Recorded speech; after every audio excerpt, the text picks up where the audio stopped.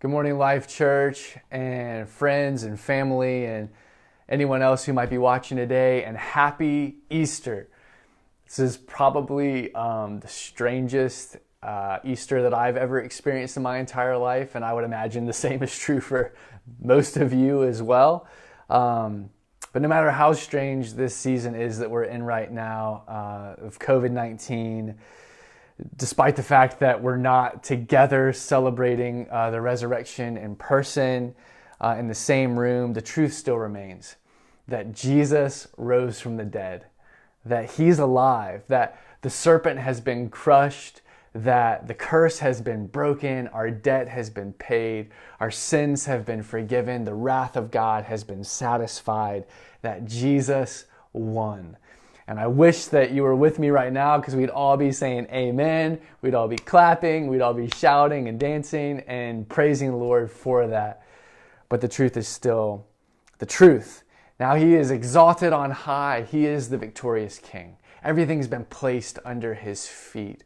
And at the sound of his name, every knee will bow. Every tongue will confess that he is Lord. Today I want to encourage you with the hope and the peace and the freedom that we now have because Jesus rose from the dead. And the way that I want to do that today is by taking us all the way back to Psalm 23. And Psalm 23 is a song that David wrote 1,000 years before Jesus walked the planet. It's a song that we've been looking at for the past few weeks. And verse 4, which is the verse that we're going to look at today, is probably, I can't think of a better verse to dive into as we celebrate the resurrection of Jesus. So if you have your Bibles, turn to Psalm 23. If you're new to the Bible, it's right in the middle of the book. If you don't have a Bible, I will put this passage in the comments for you so you can read along with us. But Psalm 23:4 says this, and you can read this along with me if you want. David sings, "Even though I walk through the valley of the shadow of death, I will fear no evil because you are with me. Your rod and your staff, they comfort me." Now, that's all we're going to look at today, is this line in the song. And just so you know, David, like I said, wrote this 1,000 years before Christ ever was born, before he ever did a miracle, before he died, before he rose from the dead, which means something very important for us today. It means that while his experience of Jesus was satisfying and freeing and life-giving, and he was obviously singing about it in a very real way, it wasn't anything like what you and I now have on the other side of Christ's life, and the other side of his death, and the other side of his resurrection. David only saw a shadow of Christ, but now we've seen the full picture. David only knew a snippet of the glory of the coming king, but we know him in all of his glory. We've seen it revealed. And so the hope and the freedom and the peace that David sang about all of those years ago, we can now sing with an infinitely greater degree of joy and confidence. In other words, Christ's resurrection really does cast a brand new light on this song. And so when we read it, when we sing it in that light. We read it through a resurrection lens, and especially in verse 4. Verse 4 is all about darkness. It's all about death. It's all about the trouble and the trial that every single one of us will face in our lives. And so while the resurrection impacts every aspect of our lives, it especially impacts our experience of this valley that David is singing about. It especially impacts the valley of the shadow of death. How does it do that? I want to show you three things today. I want to encourage you with, I guess, three ways, if you're taking notes, three ways that Christ's resurrection gives us hope in the valley. I think this is so important for us today, especially in this season where there's a lot of hopelessness and a lot of dismay. We're in a valley right now that none of us could have anticipated, but there are three ways that Christ's resurrection gives us hope. The first one is Christ's resurrection shows us that the valley is only a pathway and the final destination is worth the journey. The phrase, the valley of the shadow of death, could also be translated the valley of deepest darkness. In the Hebrew, it's a compound word, and it creates a superlative which literally means the shadowiest of shadows, or the darkest of darkness. And there are actually a lot of really dark valleys like this in the Holy Land where David was writing this song. For example, one shepherd described these valleys of the shadow of death, or these valleys of deep darkness, like this. He said, "Valleys of the shadow of death are paths which wind in between mountains where there are dark shadows and deep gorges. Travelers march slowly in order to avoid being heard by bandits. The fear of death is constantly in their minds. They tremble, they expect trouble, they even expect death at any time while they are passing through." One valley in particular has actually been nicknamed the Valley of the Shadow of Death because every single year dozens of people die in this valley. The walls of the cliffs are so narrow at the bottom where the path is that in some places the sheep can't even turn around to look behind them or to run away. And so if there's a predator on the other side of that path, they've got nowhere to go. All it takes is one falling rock or one flash flood or a patient animal or bandit to wipe you out. In fact, several years ago, there was a group of tourists from France walking through one of these valleys, which is kind of an entranceway to the ancient city of Petra. And out of nowhere, it started to rain. And before they could even know what happened, a flood swept through this valley and killed 50 of these tourists. They're so dark. You can hardly see in front of you. They're so dangerous that you could barely survive.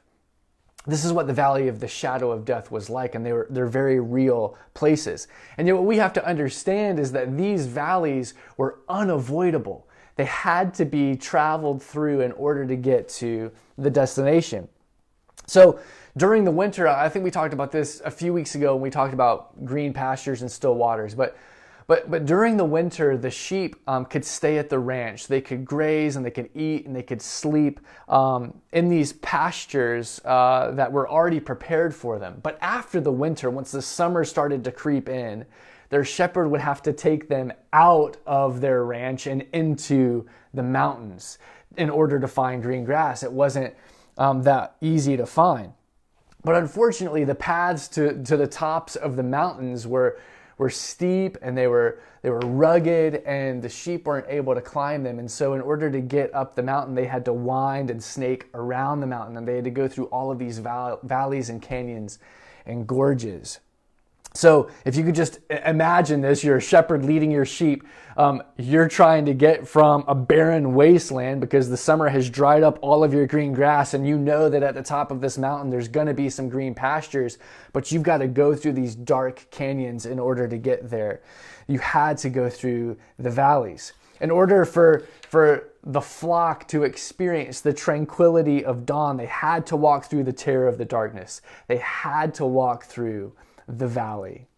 And this is really where our hope is found. This is the first thing that gives us hope that I want you to see today. Because I think most of us would prefer it if we could live a life without any valleys. If we could have a journey from point A to point Z or whatever without any trouble or any trial or any affliction whatsoever. I think most of us would love it if we had a shepherd who could magically teleport us from point A to point Z and we could just skip right over it. We could eat and drink and rest without any trouble at all. But that's not how our journey works.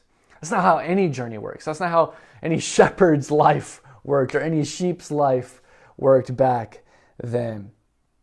Every single one of us has to face the shadowiest of shadows and the darkest of darkness.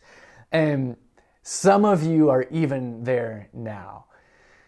I know that as a country, as a world, people are in a valley right now who did not anticipate having to go through one. Maybe you're one of those people who's lost your job, who's been furloughed, and you file for unemployment and your identity was wrapped up in your work, and your satisfaction and your hope and your glory and all of those different things were tied to what you could do, and now you don't have that. Maybe you've lost your 401k and the future is totally unknown now. All you feel around you is threat and trouble.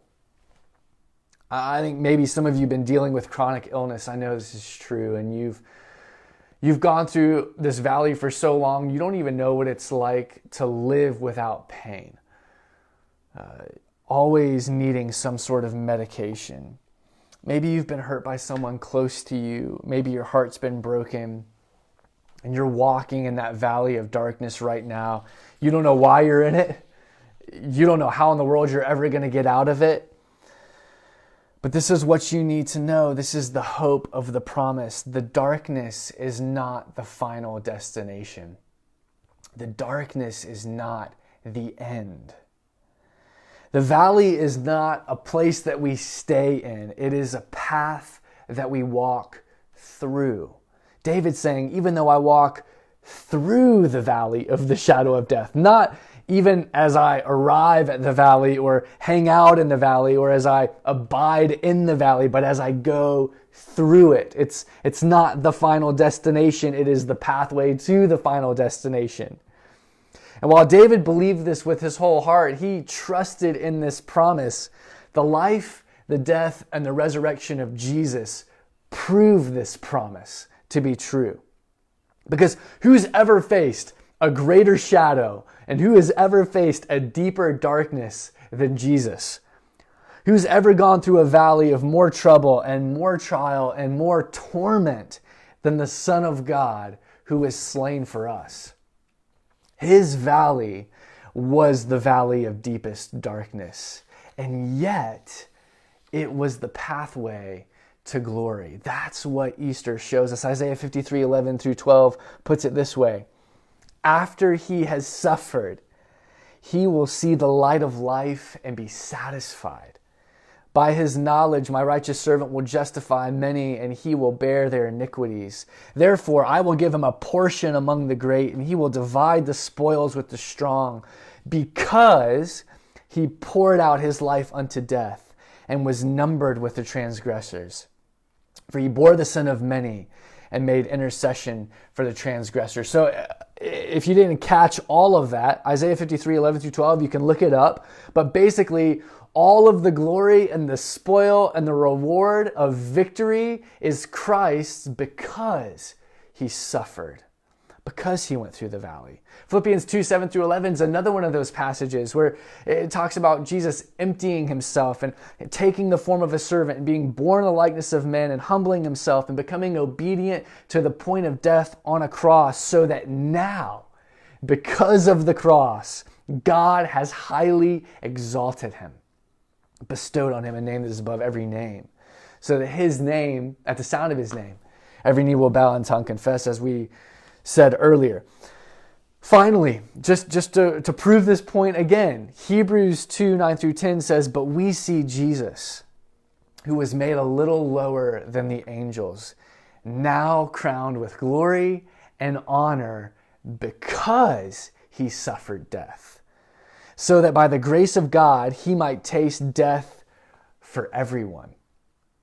In bringing many sons to glory, it was fitting for God, for whom and through whom all things exist, to make the pioneer of their salvation perfect through suffering. So all of these passages are telling us the same thing. That Jesus got glory, and he got reward, and he got honor, and he got his kingdom, and everything was placed under his feet because he went through the valley. They were the result, they were the reward of his suffering. In other words, God didn't teleport Jesus around the valley of humiliation and straight to the green pastures of glory. That's what the devil offered Jesus in the desert, by the way. The devil told Jesus, I'll give you the nations, I'll give you the kingdoms, I'll give you the glory and the reward, and you won't have to die, and you won't have to take the wrath of your dad. All you have to do is fall on your knees and worship me. I just like to think, about myself, maybe about you. How many of us would have taken that deal? Here's a life with everything that you've ever wanted and all the reward and all the glory and all of the victory, and you won't have to go through the valley. No darkness, no pain, no trouble, no threat, no chaos, just peace. All you have to do is bow down and worship. How many of us would have taken that deal? But that wasn't Christ's path. Christ's glory was on the other side of the cross, on the other side of humiliation and torture and pain and abandonment and rejection and death. Christ's exaltation was on the other side of the cup of God's wrath that would be poured out on him for the sins of mankind.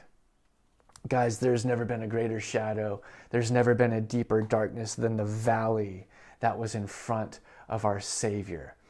And yet he walked through it. He faced it.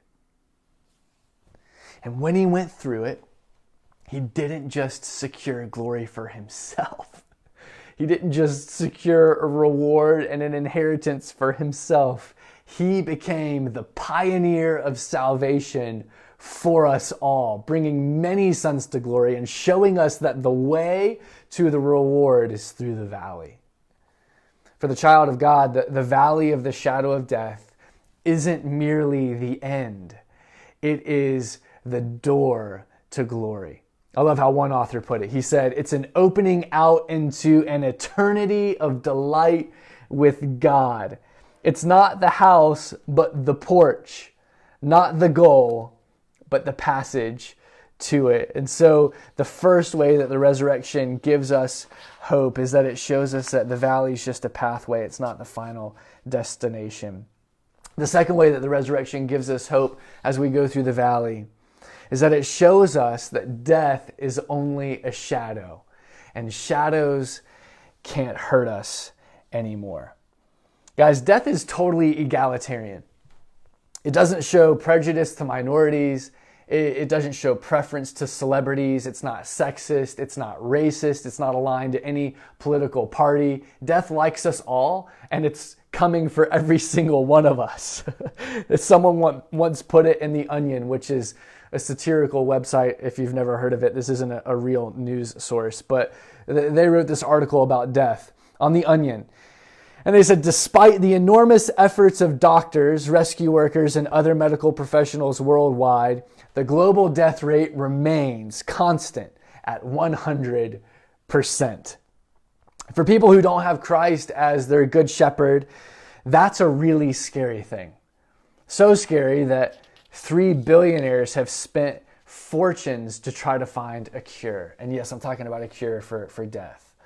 One of them launched what he calls the 2045 initiative, which promises that humans will be immortal by 2045. So a lot's got to happen in 25 years. He says, just as soon as we can make a leap into artificial machine bodies. Okay? Another one of these billionaires invested $40 million into understanding lifespan development processes. Another said that he plans to live for, and I quote, millions and billions and hundreds of billions of years. And he started a company to help do that, even though that company quietly went out of business not too long ago. In spite of all of their effort, in spite of all of their belief and all of their money, nothing has panned out. I read an article this past week about Larry King, who's getting closer to his death, and he talks about it all the time with his family, and he drives them crazy, but he's doing everything that he can to avoid his own death. The article said King takes 4 human growth hormone pills every single day, and he claims that he feels great. But in case of death, King has arranged to have his body frozen and then thawed out when researchers discover a cure for whatever killed him. The so-called cryonics approach. King told the author of the article later that the people behind cryonics are all nuts, but at least he knows that if he's frozen, he'll die with a sense of hope. Guys, Since Christ rose from the dead, we don't have to put our hope in cryonics or machine bodies or some billionaire's pipe dream of finding a cure. Death can't hurt us anymore. It's not called the valley of death. It's called the valley of the shadow of death. And shadows can't bite. I love how Charles Spurgeon once put it when he said, "The shadow of a dog cannot bite. The shadow of a sword cannot kill. And the shadow of death cannot destroy us. So let us not, therefore, be afraid." Donald Barnhouse, who was a pastor of a really famous historic church in Philadelphia, lost his wife while his daughters were still really young. And while he and his daughters were driving to her funeral that he was going to conduct, which I can't imagine how hard that would be, he felt like he had to say something to help explain what had happened to his young girls. To somehow put into perspective for them what he was really struggling with himself. And they stopped at a traffic light, and at the light, the sun was shining into their car, and it was really bright. It was at its peak, and at that moment, a big truck pulled up right next to them and blocked the sun, and the shadow of the truck covered their entire car. And so at that moment, he kind of had this realization that this is how he could explain it to his daughters. And so he turned to the back seat and he looked at his girls and he said, "Would you rather be hit by the shadow of a truck or by the truck itself?" And one of them responded, "Oh, Daddy, that's a silly question. The shadow can't hurt you. Of course, I'd rather be hit by the shadow than by a truck." And he smiled at his girls and he said, "That's exactly what happened to your mom. When she died, it was as if she had been hit by a shadow. It was as if Jesus had stepped in the way and pushed her aside so that he could be hit by the truck instead of her, and she wouldn't know the pain of death.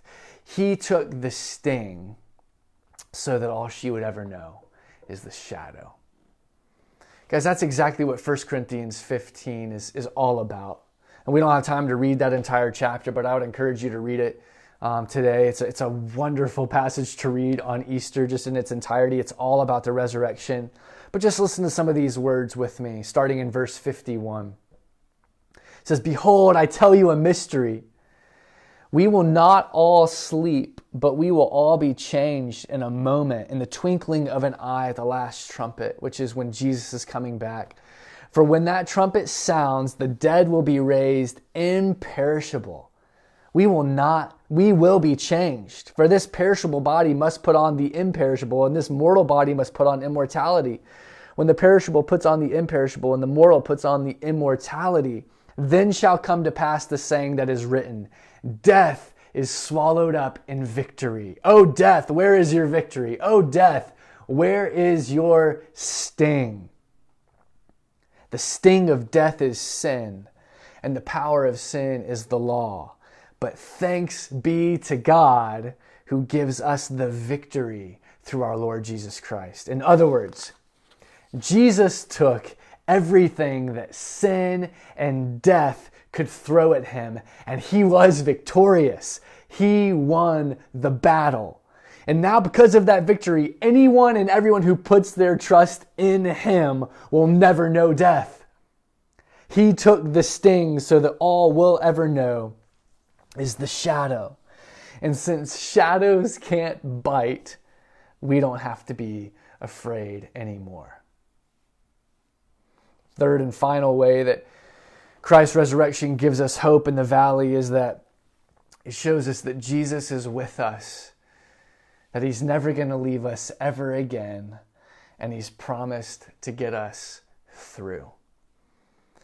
Verse 4 of Psalm 23 is the critical moment in the song. It's the peak or the climax of the entire thing, because it's here where David shifts from singing about God to singing to God. It's where he shifts from singing in the third person to the first person. From the Good Shepherd leads me to you are with me. It's an incredible line to sing. Our shepherd hasn't given us a magical teleportation device to get us around the valley, but he has promised to be with us every step of the way. The really wonderful thing and the really profound thing about this image of a sheep and its shepherd going through the valley together is that sheep didn't necessarily see their shepherds that much during the winter months. They would often be left alone to eat and to sleep and to graze in their fenced-in pastures on the ranch. And so in a lot of ways, during the winter months, their relationship with their shepherd didn't seem that vital. It was vital. I mean, he was still the one providing for them and protecting them and taking care of them, but it was almost like an out-of-sight, out-of-mind type relationship that the sheep had with their shepherd. It wasn't until the summer. It wasn't until the sun came out, the snow melted, and the grass started to get burned that the shepherd would start to be with his sheep. He would stay with his sheep. He would walk with them and talk with them and guide them and protect them and even sleep with them out in the fields, not even returning home at night. There was something that the sheep got of the shepherd's presence in the trials of summer that they couldn't get and they wouldn't get in the tranquility of winter. Which means that there was something that they got to witness and there was something that they got to experience on that journey, and especially on the journey through the valleys, that they couldn't have witnessed and they couldn't have experienced had they not gone through them. There was a comfort in the staff and the rod that they would have never seen and never felt if he had left them on the ranch. So he hasn't promised to take us out of the valley, but he's promised to be with us the entire way. And as he's with us, as he's walking with us, all of a sudden we know a comfort that we never experienced before. It's so profound and so tangible that it drives out fear. The psalmist says, I will fear no evil because you're with me, and your rod and your staff, they comfort me. The author of Hebrews echoed this at the end of his letter when he wrote, God has said, I will never leave you and I will never forsake you. So we say with confidence, the Lord is my helper. I will not be afraid. My family and I used to live in Uptown, right off of Stonewall Street, off of Stonewall Station. We absolutely loved being right in the center of all of the activity and all of the hubbub of the city. Our apartment was right above Whole Foods. Like, our unit was literally above the sign, which was dangerous and incredible all at the same time. We were right down the road from the Panthers. We were a couple of stops away from the Hornets. And it just felt like in a lot of ways the city was ours. And we absolutely loved it. The only downside of living in Uptown at that time is that we had a 5-year-old boy and a 3-year-old girl with no backyard. And they were high energy kids, especially our son. And so we had to figure out ways to get their energy out. And basically we just decided, you know what, we don't have a backyard, so Uptown is going to be their backyard. And we just decided that was going to be their playground. And so they would get on their little scooters and we would walk beside them, and they would just speed around the city, down the sidewalks and across the streets. And it was a blast. What really struck me about my kids, though, was that while a lot of people would look at us like we were crazy for letting our kids scoot around a big city, with just being a 3-year-old girl can hardly run at that point, they didn't have an ounce of fear in them. They were the epitome of confident. Didn't matter how noisy it was, didn't matter how much traffic there was, it didn't matter how thick the swarm of people was walking toward them. They were just on their scooters, living the dream, playing in their playground. As far as they knew, Uptown belonged to them. It was theirs. But if you were to try to imagine that scene of my kids scooting around this city, if you were to try to imagine that scene without mom and dad in it, what would happen? Everything would change in a heartbeat. I bet that they would immediately become hypersensitive to the danger of all of their surroundings. They'd go from cavalier and confident to total panic and meltdown. And I mean, just think about it. They wouldn't know where to go. They wouldn't know who to trust. They wouldn't know when to cross the street. They wouldn't know how to get back to safety. Without the presence of their parents, everything in the city would be scary. In the same way, if you take the Good Shepherd out of our scene, if you take the Good Shepherd out of the valley, if you take the Good Shepherd out of COVID-19 and whatever the crisis economically is going to be or health-wise is going to be, if you take the Good Shepherd out of our valley, all we have is fear. That's it. All we have is panic. All we have is chaos. The shadows are too great. The darkness is too deep. The troubles are too severe. The way out is too clouded. But with him at our side, everything changes. We stop fearing everything around us because he is with us. His rod and his staff comfort us. In the presence of the shepherd, all fear is vanquished. Now here's the thing, and I just want to be totally honest and transparent. I've seen what it's like to go through the valley of the shadow of death and darkness with a kind of fearlessness and freedom and strength that David was singing about here. I saw it in my grandma. My grandma suffered incredible pain, all kinds of health issues, blindness and kidney failure and amputations and arthritis and diabetes and all of these physical ailments. And then the pain of loss, of losing her husband and losing her only son to early deaths. And I watched her go through this and then eventually face her own death with confidence and a smile on her face and hope in her heart. I've seen it in many of my heroes, men and women who faced incredible hardship, who had to walk through unthinkable valleys, and yet who did it without fear. I think about the martyrs who faced lions and crosses in the Colosseum, and yet who sang with joy on their way to their execution. I've seen what fearlessness and freedom looks like on the faces of those who are being led by the Good Shepherd. And I've experienced it some too. There have been times in my life where I've experienced the darkness and the shadows, and they're painful and they hurt and they stink. And yet Christ has been my comfort and he's been my strength, and he's gotten me through it, and I haven't feared. I can honestly say that I went through them with a sense of confidence even.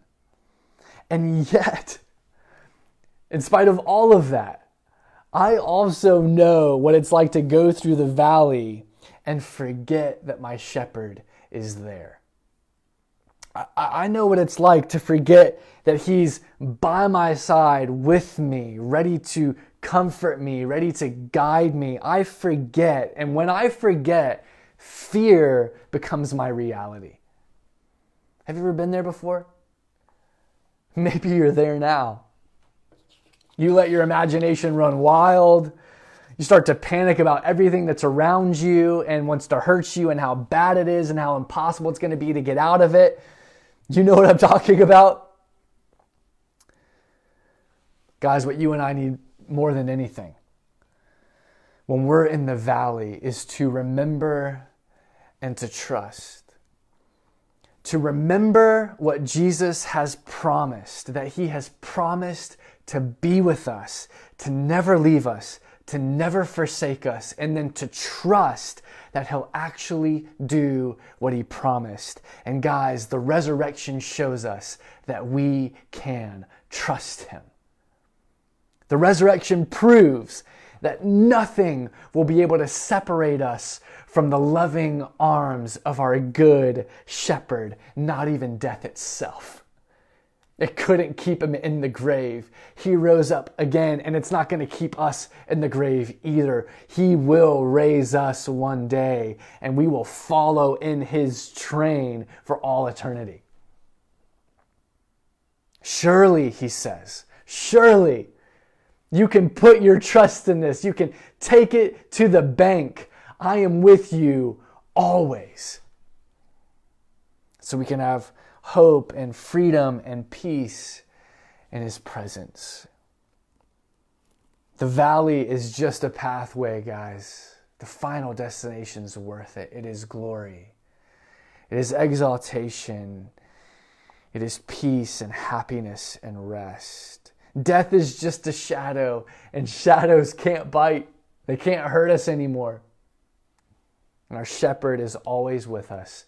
He's promised to get us through this valley, and his promise can be trusted. The resurrection shows us all of that. David saw a shadow.